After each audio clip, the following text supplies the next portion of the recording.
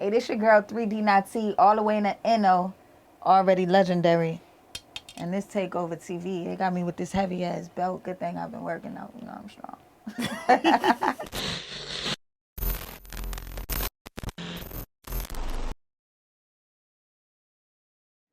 You ready for this interview? Yeah. Yeah, shoot. This has been like 2 years in the making for me. Was that 2 years? For me. Oh, From okay. like when I kind of first started and kind of had my wish list of people I wanted to interview Oh, really? and stuff like that.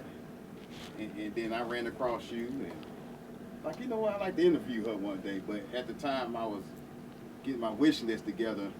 I don't think I was quite ready yet. You know, I was just starting. And I saw y'all got some dope ass interviews. I was actually recording too. oh yeah? All the flattery that I heard. I'm fucking with these dudes bad right now. Fuck it, I'm at home. I know, hey, this your house, and we really appreciate you. You know, you can't even stand behind them lights. What's happening? Give us the Yeah. opportunity to, you know, come in your house and do this interview. It's all good. You know, and like I said, this was on my wish list. You know, I made about a wish list about 8 or 10 artists, and you was on there. Well, I'm glad. So for me, getting the opportunity to do this interview is really big for me. I know it's probably another just walk in the park for you. No. For me, it is really big for me. So Let's make it worthwhile. we really appreciate this. You know what I'm talking about? I'm ready when y'all ready. Oh shoot, you already had it rolling, didn't you? Oh yeah, Oh, we've okay. been rolling. Oh, I'm sorry. We just kind of go into it. All right. That's Takeover TV style. Man, how you doing? I'm great. I'm incredible. I'm incredible. You just had a birthday. Yeah, happy birthday to me. Happy birthday to you. So what you do? For my birthday, my brother actually graduated from college on my birthday, so I was a big sister. Okay. And I celebrated my brother instead of just doing something for me. So we had a nice little dinner together. Then we went to my other brother's house. I like shooting dice, gambling. so we shot dice. You brought some money with you? Hey, I keep money on me. All right. Don't get your money took now. Don't get your camera. You ain't even gonna own this footage when you finish. But yeah, so we shot dice, played pool. I just chilled with my family. I had a good time.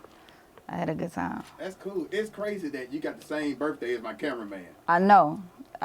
That's a special day. That's dope. That's a special day. It'd be more special if you were born in June. Then I would be crazy. That's Gemini, right? So are you calling me crazy? I alluded to the fact. Hey, my birthday's one day after Tupac, so hey. Yeah, okay. We all special. She's like, yeah. Congratulations. Congratulations. You know, when people ask me like who's some of my favorite MCs, I always put you in my list.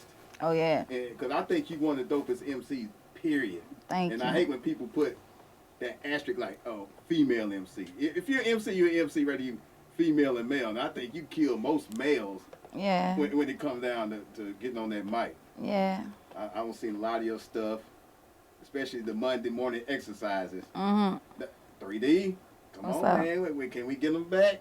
Yeah. I'm bringing the Monday morning exercises back. This, as a matter of fact, y'all, in my space, this is the spot that I do my Monday morning exercises. So I'll get up on Monday mornings, come upstairs, get in the boot. It was just like, I lost my grandmother. She was very, very close to me. I understand. So there was a point where I just was out of it. Like I didn't even want to record. I wasn't making music, period. You know what I mean? Right, understand. And I lost my aunt, who was like one of my closest aunts to me 3 months prior to that. So I just was, just living, not recording. I had to find myself and find out who I was without these two people that I used to run to for advice and stuff like that. Right. So now I'm in a better place. I'm recording, I'm making music. So yeah, I'm with it. I'm with the shits. They were dope. I was waking up every morning looking forward to them because I would post them on my blog. So Oh yeah, it's coming. it's coming. Yeah, people loved them. So the reason why I kind of held it back a little bit more too is because I just dropped the app. I have an app, a mobile app for iTunes. It's on iPhone and on Android. So when I relaunch it, I'm gonna start dropping it on my app. Yeah. Oh, Yeah. well, so you did quite a few of them. Which one was your favorite one? If you go back and look at it, which one was your favorite one to do? Y'all gonna play a little clip of it if I tell you which one? Yeah. It's gonna be two. There's Okay. two. Okay. All right. So one I think is a fan favorite. I was talking about my father in Renegade. She was far from Laguna. Senior year, maybe junior, was pouring vodka and water bottles. My father's suicide, still hard to swallow. Shit, as far as I know, crime was weakness. She was tugging at my soul, pretending to be whole, but still in pieces. Insecure like Issa, Molly, and Lawrence. Visiting my daddy's mama's house was probably haunted with all our fucking skeletons. In a room with elephants. 10 years old, they told me he got murdered. So Man, yeah, that was dope. yeah. So that one, you know, I got emotional on it. It wasn't one of my favorites to do, you know, because it was like really, really deep. Yeah. But that was definitely one that everybody liked. So I like the fact that when I was talking about him and just the importance of having a father figure in your life, being a young black girl, trying to find her importance and making money and then coming up and not having somebody on the side telling you that, you know, you're my princess or telling you the importance. So when it comes to like dating and being in relationships and shit like that, Right. I had that missing piece. So I saw how that kind of trickled into like my love life when I'm fucking with these niggas and, you know, shit like that, you know what I mean? Yeah. So it was a deep one for me. And seeing the response and having grown men tell me, damn, listening to that one made me go and hug my daughters, made me want to, you know, fortify my relationship with my kids. That was deep. That was why that's one of my favorites. And then another one was Slippery. It's Slippery. It was on Amigos track.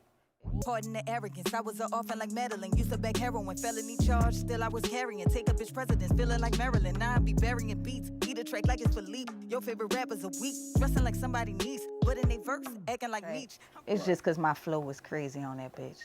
Your flow's crazy on all of them. Thank you. I agree. Especially the Pusha T's. Oh, the yeah. Infrared. The Infrared. Infrared is my favorite one. Thank you. The Renegade, that's a great one.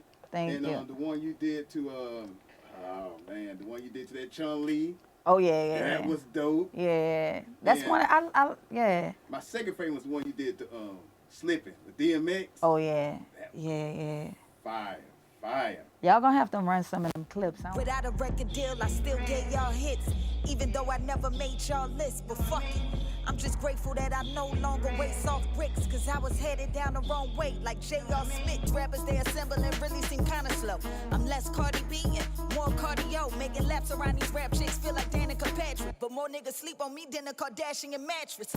Had me sleeping with the fofo, just like Michelle Obama. Selling crack to my cousin's mama and ducking your honor with dreams of touching them commas with coke as white as Madonna. But cops was hot as a sauna, had a friend finger me pause.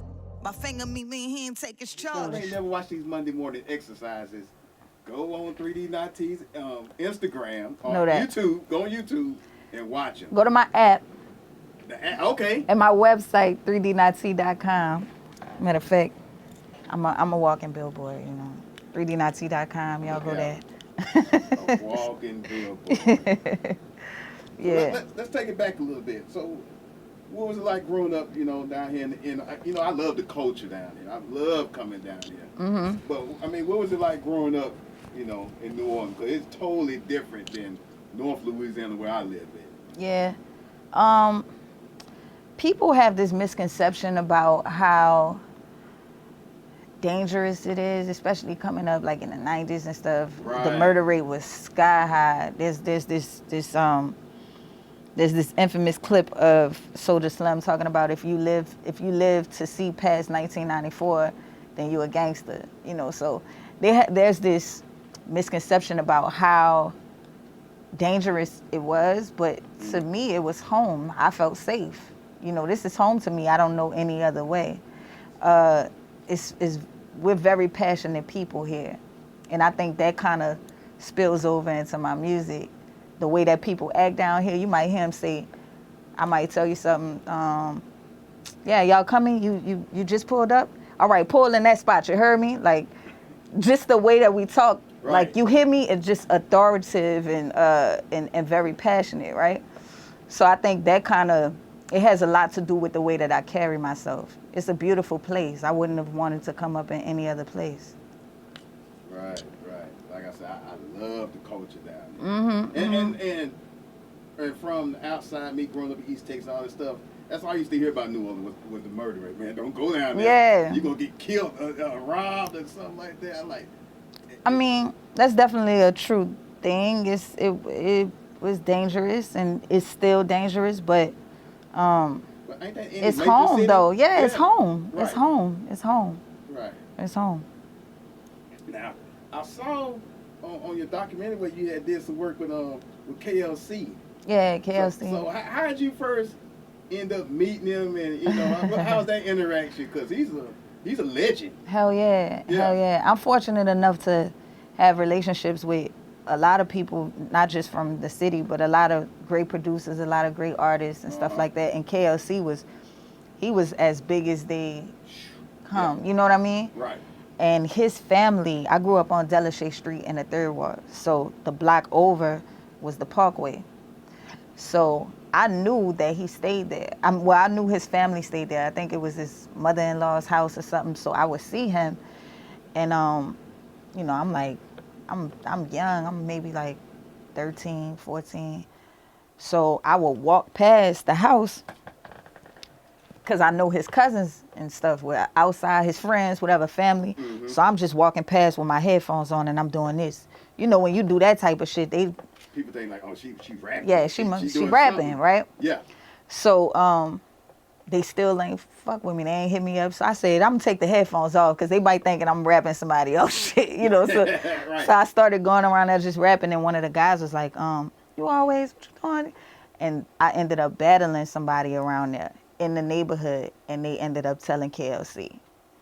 So that's how I met him. And he always say, oh, she nice, you know, it's going to be cool. One day I'm going to get her in the studio. And he ended up hearing it from I forgot who else, but he ended up hearing it. Oh, I think Mia X. Somebody kind of put that stamp on me, and he was like, that's your girl. Who always, you know, and we kind of formed our relationship. He's more like a godfather to me. I know I can call him for advice about the industry, about music, about... You know, he's a great guy. He's a real good dude. Yeah. How'd you even get into rap anyway? That, I mean, it was always a way for me to vent. I used to write in my journal and write poetry and write stuff like that. And I don't know, man. I just found out I was good at it, and that, you know, not many people could fuck with me. I mean, that's true. That's true. But if you go back and look at all your videos and all your freestyles and all the freestyles from Sway in the Morning and all that, and I think I would agree. It's like a lot of people that can fuck with you. I was joking when I said that, but it's true. I'm saying it being for real. Yeah, thank you. And you know, and I don't like putting you in the category of male and female MC. Either, you know, I like MCs. Mm-hmm. Period.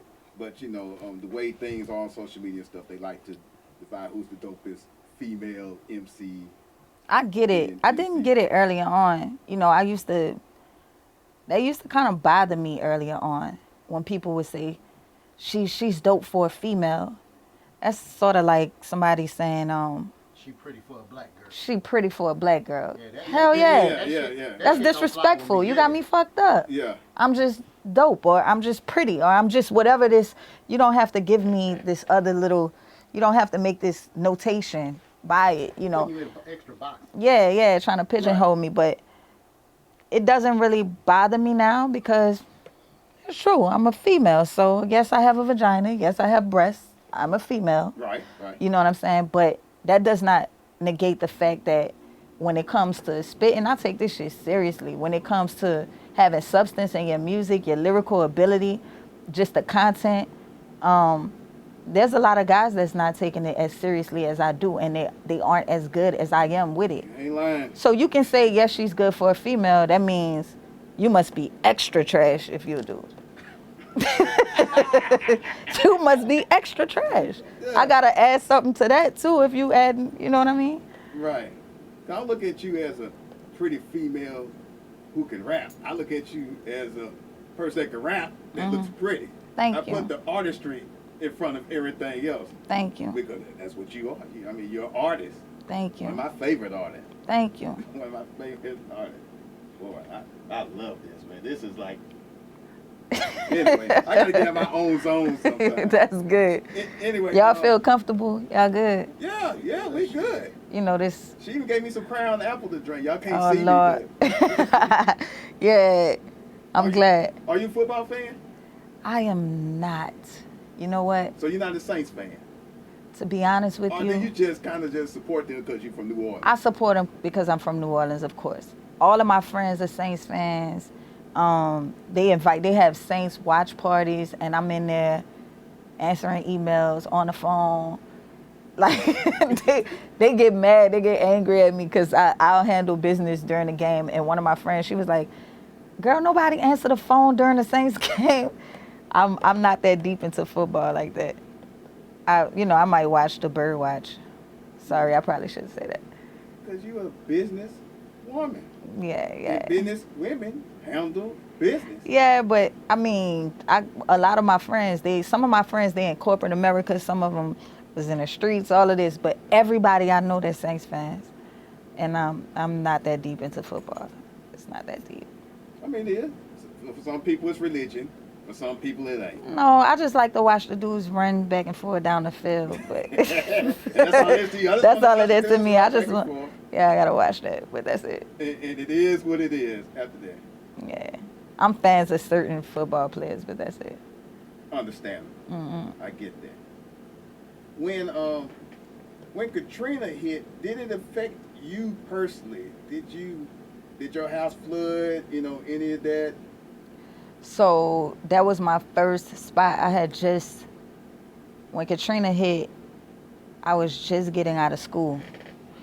And I moved out of my mama's house earlier. I moved out of my mama's house like right after high school. Right. So that was my first spot. And I lived upstairs, so the bottom flooded. It was destroyed. I ended up going to Lafayette for a couple days. Well, maybe it was like a week. And then I ended up going to Baton Rouge for maybe a couple weeks. And then I snuck back in the city before, they had military, everybody riding around. With National Guard. And yeah. All that. Yeah. So my grandmother, she had a house that was in an area that didn't flood. It was uptown in the 13th, like close to Magazine and Napoleon and all of that. So I lived in the third wall. All of that shit was destroyed. I snuck back, got in the city, and I was living in my grandmother's house with no lights and, no water. It was filthy, disgusting, but I wanted to come home, so. Right. Yeah. Man. Womp, womp. This shit just took a turn for the worse. Why the fuck you gonna ask me about Katrina? Because I'm just playing, man. It's all a part of it. I'm joking, bro. But yeah, it ain't like the highlight of New Nah, Orleans, I'm joking. But I just want to know how you was actually affected. yeah, I definitely, like Katrina, I say this without trying to be insensitive about the situation, but Katrina really, really changed my life. Like, I was on a course, and even when I got back, I'll be 100% honest, when I came back to New Orleans, and I can say it now, I knew that's where the money was. I was like, shit, everybody gone, the Mexicans in town, they ain't got nobody to go from. I was in the streets at that time. Hey, it is what it is. Yeah, so I'm like, I'm coming back selling heroin and, selling, so I'm like, I'm going home. Right. This is where I can go and make some money from.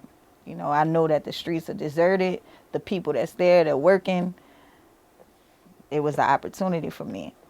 And when I got to New Orleans, just seeing the devastation and seeing, like a lot of my family members, they really lost everything. Some of them didn't even come back to New Orleans. You know what I mean? And yeah. these are people that I was really, really close with. Now I don't see them for years at a time, unless they visit or I go out there to visit them. So it really shook my life up. And when I came back, I'm like, I gotta take rap seriously because that's all I have. That's all I have. Like, I wasn't going to college. I wasn't nothing. That's all I had. So I'm like, man, if Katrina didn't happen, I probably would have thought that I can be this big time fucking dope dealer or something, and I would have died in these streets because that's not my life. That's not what I'm built for. I'm built so I can translate all of that to people that listen to me. You know what I mean? Right. So Katrina pretty much got you out the dope game. That too. And Katrina made me step out on faith. Yeah. You know what I'm saying? Katrina showed me that you may have nothing. How you gonna get back from this? You say you a hustler. Drugs gonna sell itself. Let's see how you hustle out of this. You see what I'm saying? Yeah. Yeah. So that was Katrina saved my life. Wow. Yeah. Yeah. You know, I know you had said you had sold weed before, but I didn't know to what level you was hustling at. Oh yeah, it was deep. Yeah, it was deep. I was like, it was damn, deep. I didn't know it was that deep.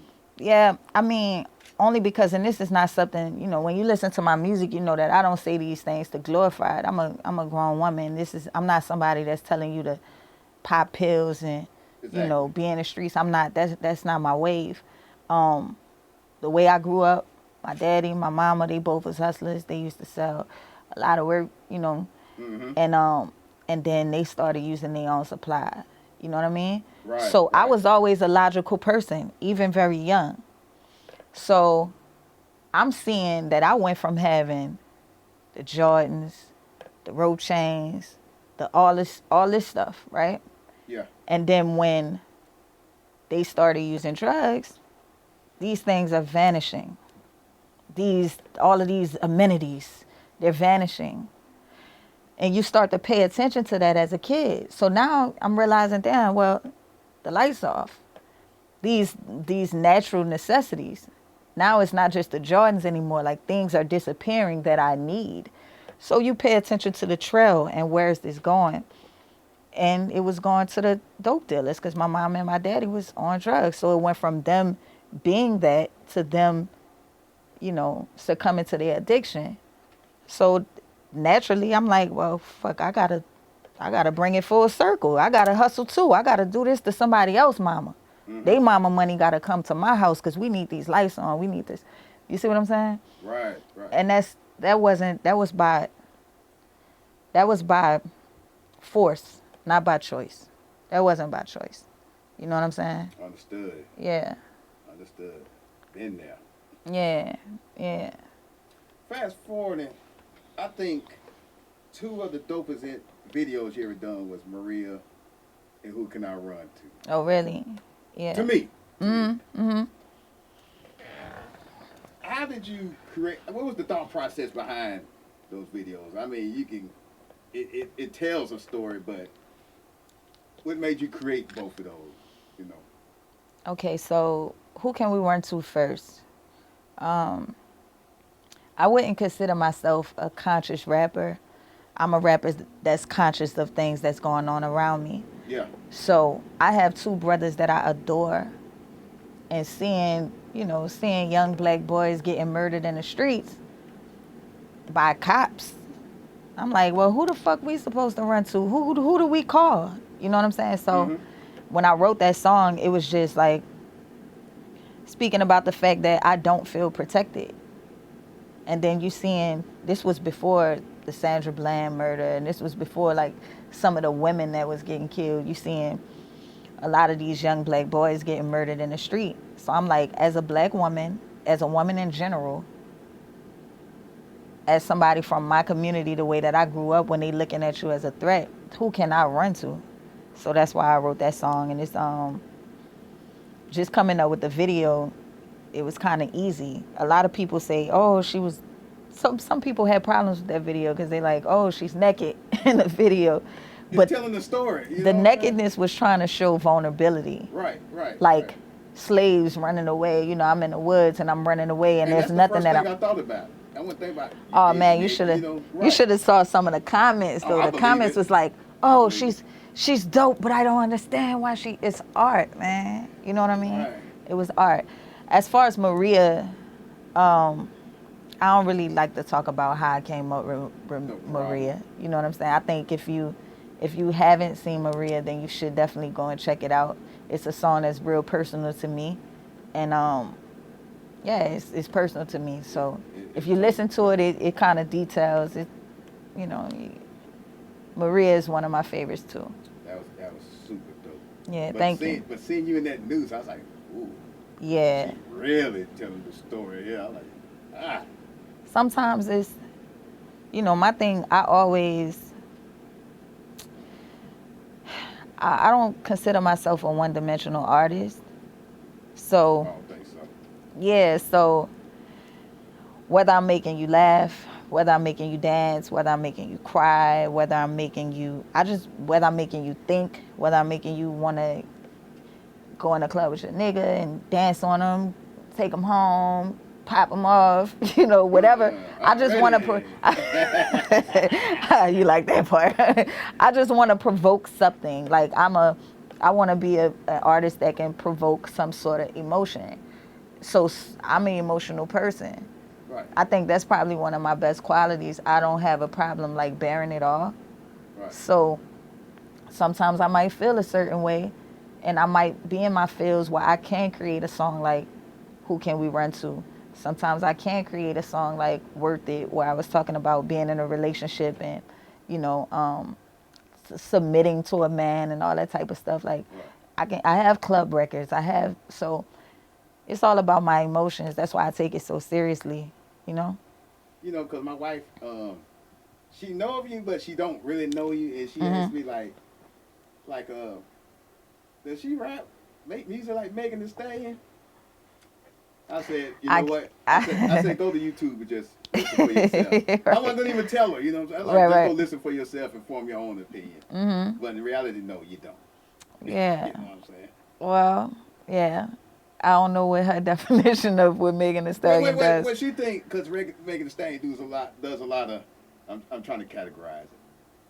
Let's say just for sex rap. You know what I'm saying? And that's that. So I'll tell you. See what you just said? Uh-huh. I'm trying to categorize it, and you immediately found that. I don't think you can easily categorize what I do. I can do that, and I have in songs. It's some songs spot on. Yeah, I'm a young woman. I love sex. I love, Who don't? I'm just saying, I love me. Y'all gonna probably, bleep this out, but I love like good dick. You know what I'm saying? I mean, that's yeah. you. So I rap about it when I want to rap about it. Right. I can rap about how great the sex is with me, but that's not all I'm made of. That's not all my life is way realer than that. It's way deeper than that. So sometimes I include those type of things in records, but it's a variety, you know. Well, and when most of the other ones only do that, they just show you that they only a one-trick pony.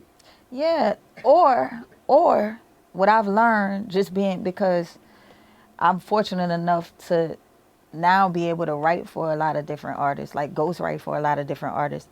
A lot of times it's not even some of those artists it's not their wish to do that or rap like that. It's the label. They get some money in their pocket. Yeah. And they're being told this, and they got a machine behind them, and that machine gonna get you running. So now they're thinking, maybe on my second project, maybe on my sophomore project, I can, do it. I can be myself and gain creative control. But now, since you came out this way, the world is gonna look at you like this is not genuine. This is disingenuous now, because you came out like this. So I think that's why one of the main reasons I want to just be myself, as opposed to trying to be somebody else or trying to come out this one way first. Because if I get stuck in that, then I can't pay my bills. What's going to happen when they don't fuck with me no more? I'm going to be mad. I'm going to look in the mirror like, damn, you should have followed your first mind and you should have been yourself. Because now you can't keep the lights on in this motherfucker because they used you. Now you can't. Now you want to be yourself and nobody want to hear that. Yeah. Just be yourself off the jump. Exactly. Yeah. Then people know exactly what to expect from Hell you. yeah. When I listen to Too Short 30 years later, I know exactly what to expect from you. Hell yeah. Hell yeah. Yeah. Like, why? I looked at that battle rap that you did Which one? against the girl from 106. Oh yeah. Why you destroy that girl like that? Because she needed to be destroyed. I mean, she needed to be destroyed. Oh man. I just told you we passionate down here. You didn't have to do her like that. I mean, I know you had to, but I was like, God damn. she is, I mean, yeah. She needed to be destroyed. I mean, that's what happens when you battle. That's what you're supposed to do. Mission accomplished. Yeah. Seek and destroy. Seek and destroy. And then at that time, too, of course, a lot of people knew 106 and Park was huge. So one of the biggest hip hop shows there was out at the time. yeah, so it's like now I'm looking at the business side of it. I'm like, okay, so they like her. You know what she does. You know what you're capable of. You got some product you're trying to sell as far as music. You need to introduce yourself. Battle her so they know what's up. And I'll say your shit. And that's what I did. What happens to the person who conquers the conqueror? Yeah. You know how the game go. Already. Yeah. Already. What was it like being on Sway in the Morning and meeting Sway? Because you was on there quite a few times. Mm-hmm. So what was that like? Sway is Sway is so for the culture. Sway is like, you would think that I got to end with them or something because they support real hip hop so much. Sway, Yeah. Heather B. Yeah, they know what their mission is. So no matter how, you can see them all on countless BET Awards, movies, everything, Yeah. MTV, wherever, and they still have that their ear to the streets. So when I first met them, I think it was back in like 2012 or 2013 or something like that, and I think it was like the All-Star weekend or something down here in New Orleans, Mm-hmm. and they hit me up in an email. I'm like, this can't be Sweden. Get the fuck out of here. So I went. It was at the convention center, and I went. They interviewed me, and they told me to spit, and I did. And they just kept inviting me back to the show. They would always invite me back to the show. So just meeting him, he has so much, like you would think, he's a superstar. Right, You know what I'm saying? right. Like that. And then Heather B is somebody that I could call and really get advice and words of encouragement anytime. Even when my grandmother passed, she called me and she knew how close we were. She called me, she gave me some words of encouragement. Like they really care. So meeting them, I need people like that. I need people like that make me know that there's still people that's higher up that's rooting for the underdogs. Right. You know what I right. mean? It ain't all about the mainstream. Just Yeah. trying to ride that wave. Yeah. We still trying to create stars. Yeah. Right. Yeah. Right. Yeah. But I'm gonna tell you, one of my favorite Sway moments was when you and Kendrick Lamar spit his freestyle. You did yours a cappella, which I thought was dope. I like, damn, she like, fuck a beat. I'm going. Yeah. And then afterwards, they was discussing like, hey, Kendrick give us some backstage passes or whatever. And he's like, oh, no, fuck back. Pretty much not exactly what you said, but in general, like, fuck a backstage pass. Let me open up for you. Yeah. I mean, because they always try to backstage pass the chick. If you put a dude right next to him and they would have asked him to do the same thing that they asked me to do, spit some bars next to Kendrick Lamar, and he would have been impressed the way that he was impressed by me. Right. He would have been like, oh, I'm going to link with you. Holla at, such and such. Let's talk. Let's link. Let's do business. But when it's a female, no matter how incredible I could have been, no matter how whatever I could have said or would have said or how impressed he was at that moment, my consolation prize is going to be backstage passes. And 'Cause then I'm what? a female. What you does know that I mean? do for you? For you They don't do as shit an for artist, me. They don't right? do shit for me. So I even struggle with that because listen to the opposite end of it. My cousin, she was like, why you said that? I Why- needed to say that. Why wouldn't you? But I'm not like a super cocky person. It's just me. I don't think it was cocky. I think you were just standing your ground like, hey, I'm a dope artist. Mm-hmm. I'm pretty much probably as dope as you are. You just happen to be a male and I'm a female. So, of course, you got, let's be honest, you got a leg up. You know what was You know. crazy? You know what was crazy? And we actually discussed this this way. So when I said some of the things that I said in that interview, and I would like y'all can have permission to play some of that too if y'all want to put a little bit of that. 3D not T. You want a beat? Let me do something acapella so these motherfuckers can hear me. Yeah. Woo! Yeah. It's just not logical that I don't have a deal yet. I guess it's because I ain't got a pink wig and I still got my real breasts. And I ain't get ass shots or get tossed through the posse or play a part on the grassy for the major labels to spot me. See, they be rapping about they cars, they jewels, and they diamond rings. You ain't Mufasa imposter, you just a Lion King. Now, you know, I speak that truth, man. I just want to let them know why I'm different from what's out. Because just me being a female, they'll put me out and say, okay, we're going to make her a female rapper, quote unquote, and we're going to do this little formula, but I'm not a part of that formula. So. You can't say it, but I'll say it too. She banging, huh? Yeah, you looking she at what fine. she got on right now. Yeah. I know you want to invite her to your show tonight, huh? I'm a man first, a rapper come after that. You want to get her some backstage passes, she's man. She very good people. talented. Nah, let Yeah. me open up a show Very, or something. I don't want the backstage pass. Yeah, Let's work, man. She rocking. B&B. So when I said some of the things that I said, some of the punchlines that I said, Like he the was pink, so shocked. like the pink wig. I say, it's just not logical that I don't have a deal yet. I guess it's because I ain't got a pink wig and I still got my real breasts. Yeah, that stood out. And when I said certain things like that, there was this visceral response, right? Like, oh shit, she wasn't Like, supposed to I would say that. never say that. Clutch his pearls, right? Right. And then a little while later, he made the control verse. Well, because they talked about it like name dropping when you say certain names. And I said like Fantasia. I said, you know, the things I would buy is if I had a bunch of bread is Fantasia my baby could read and buy shit, you know, all that type of shit. It was real it was kind of disrespectful. Yeah, I guess so. It's rap though. It's hip hop. That's what I do. Yeah. So then a little while later, he dropped the control verse and we had that conversation. So it's kind of I just feel good because me sticking to my guns and me being exactly who I am and not worrying about what someone is going to say, not jumping to backstage past me, my life is about to change, you know, not being that girl. I'm not that girl.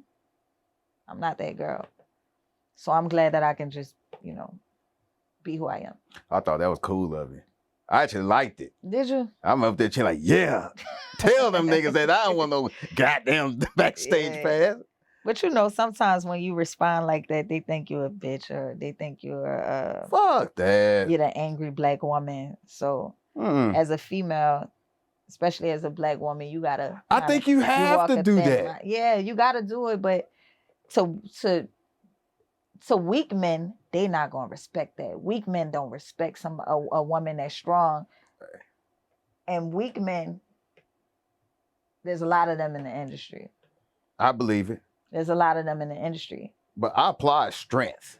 Good, because you must be a real man. I applaud strength. Real men applaud strength. Strength doesn't threaten me. Good. I admire strength. That's great. I don't want you to kowtow to me because then I lose respect for you. Exactly. Male or female. Give a damn who you are. That's good. But that's just me. That means you're a man of substance and character. Unfortunately, a lot of the ones who's pushing the buttons, a lot of the ones who's in the industry, the gateholders, they don't want anybody that's stronger than them because then that means their spot is disposable. That means they can be replaced. Exactly. Yeah. So I understand what line I'm walking. And that's why it's important for me to have ownership and retain ownership with what I'm doing, because if someone feels threatened by me and I done sign my name on a dotted line, as soon as they feel like I'm disposable, I'm out of here. I can't pay my bills. I can't move around as freely as I move. So it's important for me to do the things that I do independently and move the way that I move independently, to reinvest my money in myself. Every dime that I make when it comes from my music, I reinvest it into my career. I purchase homes. All this type of stuff. You know what I'm saying? Because I got to keep my ship going, because as soon as someone feels threatened, they coming for my neck. So was there a time that you wanted to be on a major label, or is it always just, I just want to be independent and make dope music and just, make my own money? See, right now is the time that a lot of females are getting a lot of love. Yeah. They're getting a lot of love. They are. So it's kind of open now. They can see you being a female rapper without being the first lady of a record label. Right. Right? Right. I don't have an ambition to be on a major label. I like writing for major label artists because they come to me with the script. They tell me what they need is such and such, is this type of song. We're going to put this person on it. This person produced it. This is the artist. We just need you to write a verse for her. We just need you to write a verse for him. We just need a hook for this, right? And I don't have to play by the same rules. I just come in there and I do my job, right? So from there, now I have the freedom. I can make the income. I have the freedom to be myself on my records, put my own shit out, So there was times that I would think like, oh man, I wish that people would respect lyricism as opposed to finding this girl, pulling her out of obscurity because she got ass shots and fillers and she light skinned or some shit like that. I wish that it wasn't just about that, but I'm good. The ones that understand me, they love me and I love them back. So, before we wrap everything up, there's a couple things I do got to ask you, or else, I will feel incomplete. One, if you could tell me about the whole Timberland ordeal, how that came about and what was the result of it. I know there's a prequel to that, so yeah, I'm going to let you go ahead and go through that. Well, I had this opportunity at one point. This was before. Right now, I shoot my own videos. I direct and edit my own videos, right? Which is impressive. Thank you. But I'm self-taught. And the reason why I'm self-taught is there was this opportunity that I had to open up for a major artist.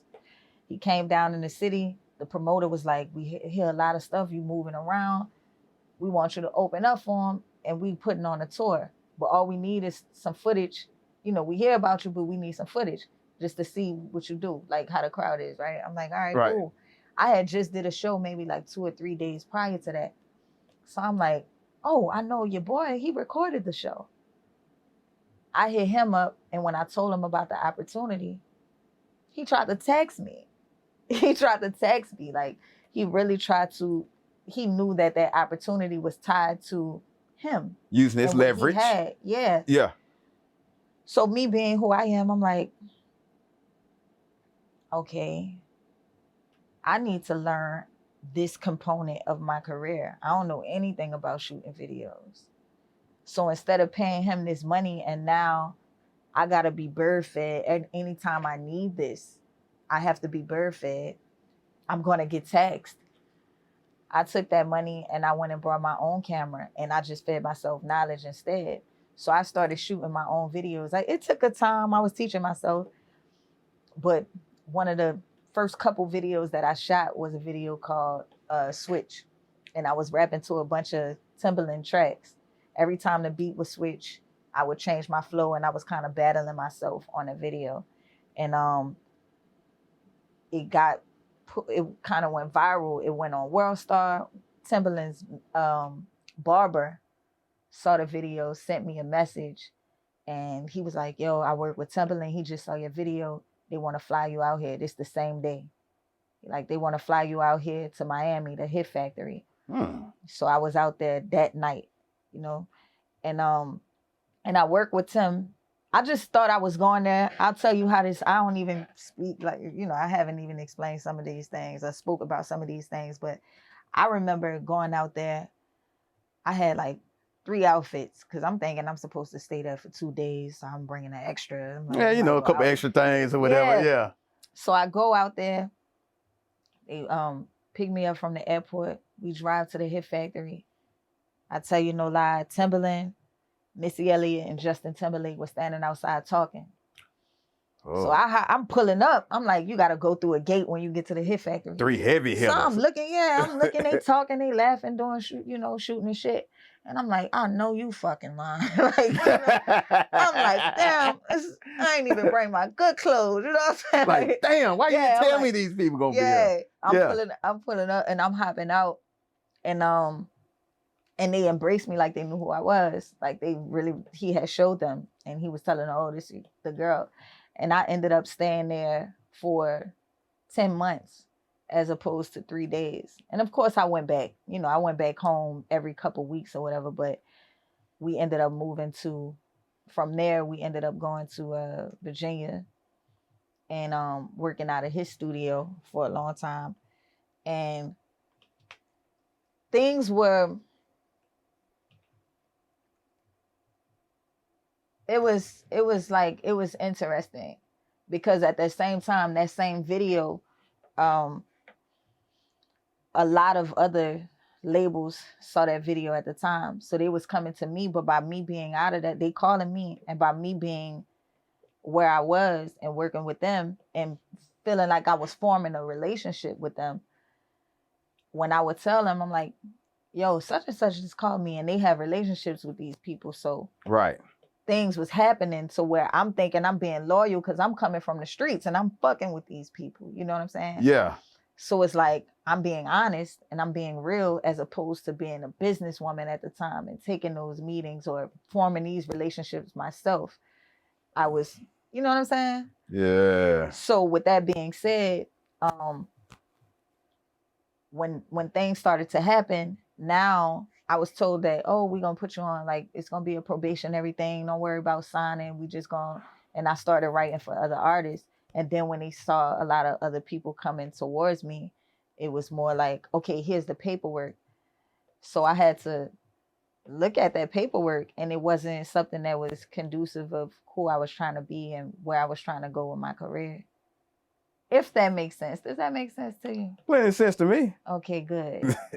Good. Doesn't sound overly complicated to me. Yeah. Just where I was coming from and what I had at the time. Sometimes people have a different perspective of who you are because of where you come from. Right. And like I've never been a person that, I was always hungry, but I never was thirsty. And I know that there were certain things that it just wasn't, it wasn't who I was trying to be as an artist and who I was trying to be as a person and how I was trying to handle my business. Well, salute to you to recognize that. Yeah. And just not just put your name on the paper, just to be like, hey, I'm gonna put my name in the paper just to be affiliated with them and take a loss. Yeah. You know what I'm I saying? mean, people don't hear terms like, if you're a rapper, all you know is you want to get signed, but you don't hear things like, you don't know sunset clauses. You don't know any of these type of clauses that you see these artists that come out and then you don't hear from them again. And then you hear the label is doing this or owns this and don't want to let them go or whatever. You see people stagnant in their careers. Right. Goats. Niggas who've been out for a long time, whatever. So, yeah. So tell me about, let's go to the present day.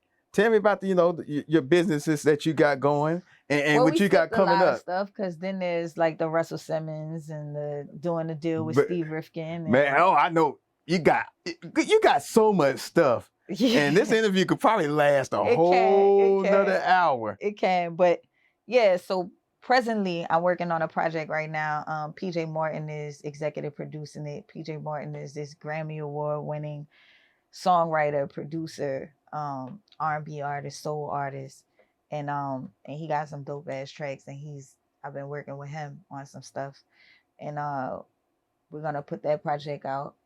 And I've been doing a lot of songwriting, a lot of ghostwriting that I'm very, very excited about. So 2020 is gonna be a real special one for me. A real special one. You need more than that? Kick it down the door, huh? If you need more than that, you might not make it out of here because you're gonna have to. If you...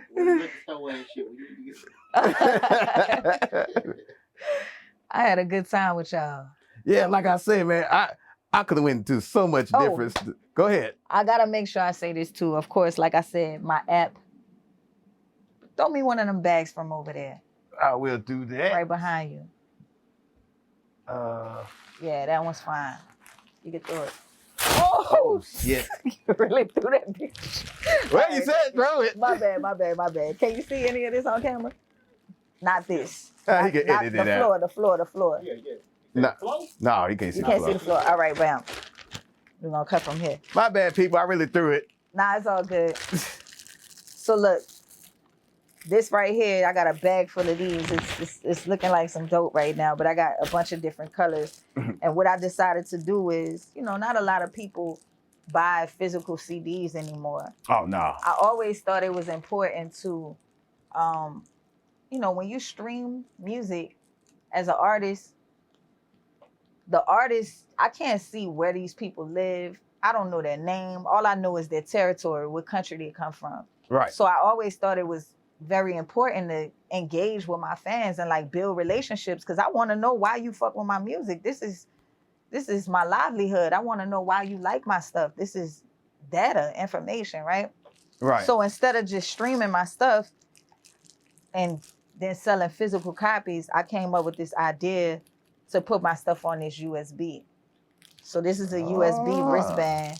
All of my music, all of my videos are on here. You can plug this up right into your computer, take all of my stuff, all of my music, watch all of my videos on there, and you can wrap it right around your wristband and take my stuff with you everywhere you go.